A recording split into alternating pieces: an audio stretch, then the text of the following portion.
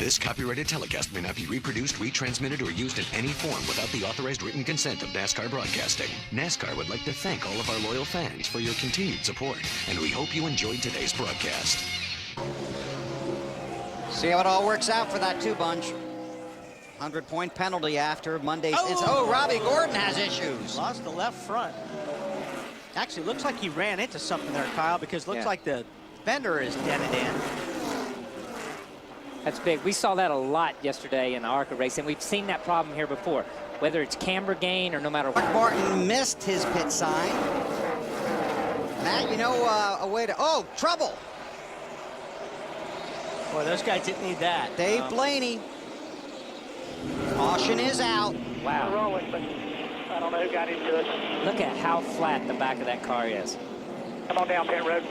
That looks like a gremlin. Yeah, that looks like the old AMC gremlin right there. It's bad. And once again, luck has bitten the 22 Caterpillar, Dave. See the 16 on the bottom there. Oh, boy, that car started bouncing up the racetrack. Didn't it look like to you? Yeah. The 16 car looked like it just started hopping in the front and started creeping up the racetrack and got into the left rear of Dave Blaney. The caution is out at Pocono for rain. And I want to tell you, it was razor close. There are 12 scoring loops around this track. It reverts to the previously passed loop.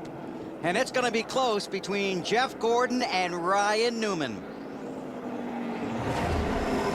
Okay, here you see Newman.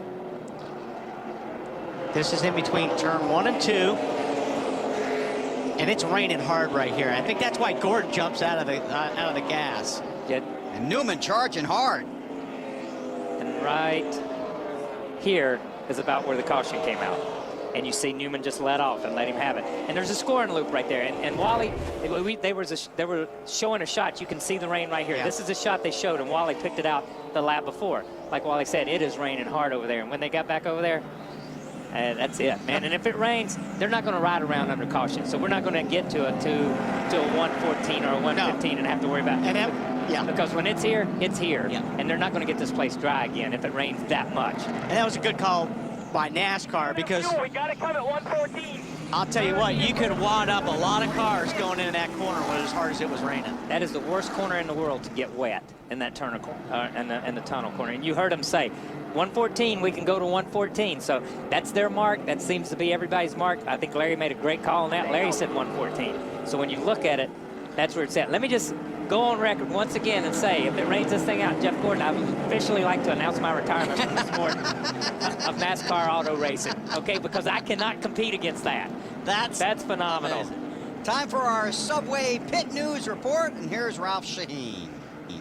Bill, Ryan Newman has no idea how close he came to winning this race, because not only did he come awful close to making that pass, but Jeff Gordon had just come on the radio just before that pass was attempted and said, the tires are shot, I'm done, I've got nothing left. They said, hang in there, and the caution flag came out, and Jeff Gordon holds on to the lead.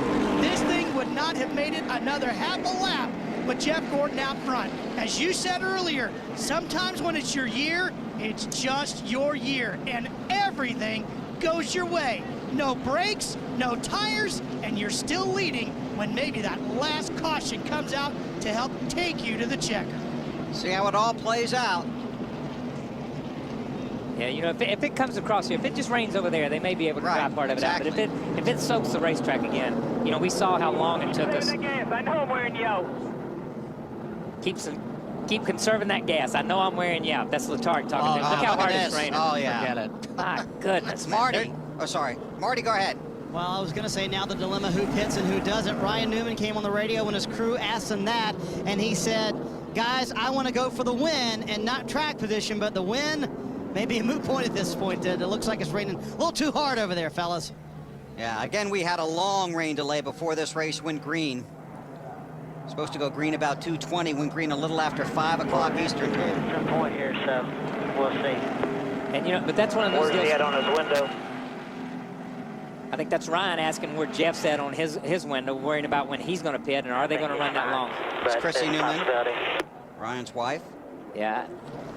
Surely Ryan knows if they're running through that much rain, they're not probably going to run it that far. But you know something, that the whole track doesn't look like it's... And it's just that one Right. place. It's just that one place. But it's soaking wet where that one place is now. And if it only rains on that one area of the racetrack, that one corner, and we've seen it here before, if it only rains on that one corner, yeah, they will dry this racetrack. I think Jeff, when Jeff saw the 12 car coming that hard, and he caught it, Jeff knew from the brake issue he could not get in the corner as hard as he wanted to, and the 12 car was going to dive bomb him when he got to the tunnel turn. And Jeff had already given him the position and then realized, oh, maybe I need to go again.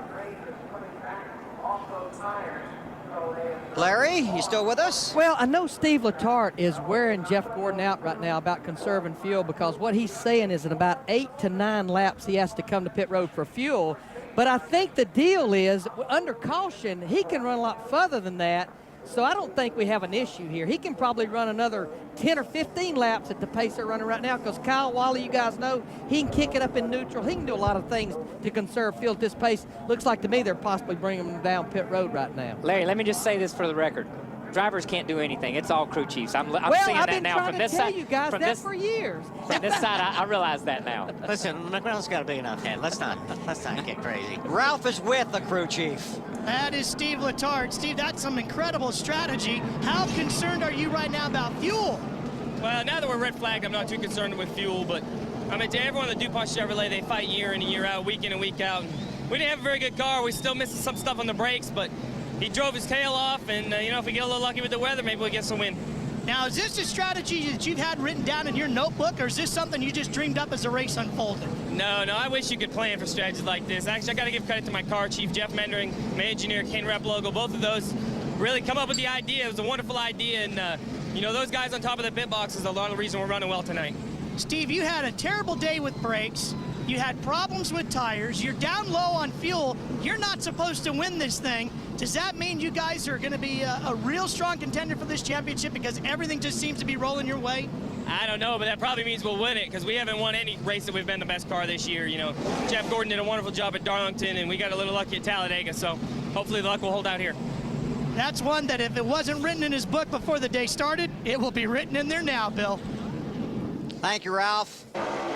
And some conversation, Bill, back and forth between Tony Gibson and Dale Jr. Originally, they were going to pit at lap 96, but now they're going to try to hit pit road on the lap 91 We're going to be under yellow here. We got trouble left front on a 48 car. Jimmy Johnson. So now the caution is out. We'll see what this does to all the strategies. Well, there's no caution, yet. No, it's not out yet. No It caution. will be out. I agree with you. They didn't throw it for Robbie Gordon. They're not throwing it this time. We're hearing from NASCAR the race has been called. It is an official race, and Jeff Gordon is the winner. It's his 79th career win, his 4th of 2007, his 4th win here at Pocono.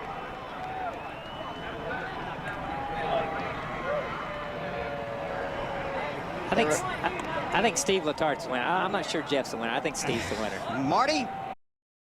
This copyrighted telecast may not be reproduced, retransmitted, or used in any form without the authorized written consent of NASCAR Broadcasting. NASCAR would like to thank all of our loyal fans for your continued support, and we hope you enjoyed today's broadcast.